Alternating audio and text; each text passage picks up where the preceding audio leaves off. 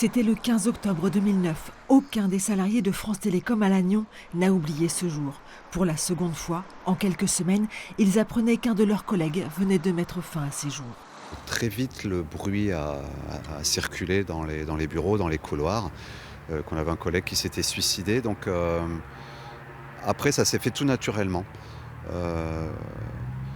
Tout le monde a fini par converger vers le hall d'entrée du bâtiment de la direction.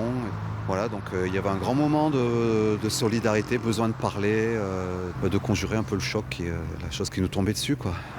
En 2009, France Télécom est en plein plan Next. Après sa privatisation en 2004, l'entreprise veut se réorganiser.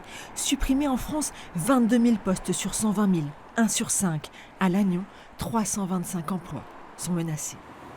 Didier Lombard, ce qu'il nous a dit, ce sera donc ces suppressions d'emplois seront faites soit par la porte, soit par la fenêtre. C'était déjà pas mal comme parole. Il a même été jusqu'à dire que la pêche aux moules, c'était fini à Lannion.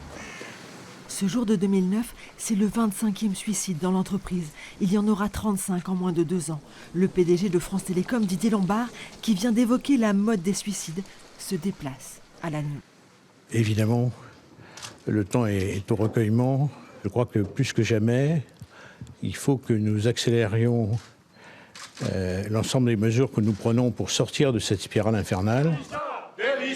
Demain, Didier Lombard et 6 cadres de l'entreprise seront jugés par le tribunal correctionnel pour harcèlement moral.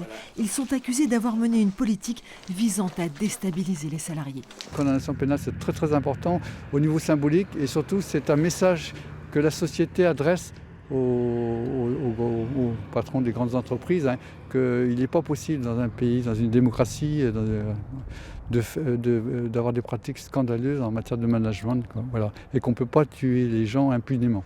Le procès devrait durer 2 mois. Les anciens dirigeants de France Télécom risquent 1 an de prison et jusqu'à 15 000 € d'amende.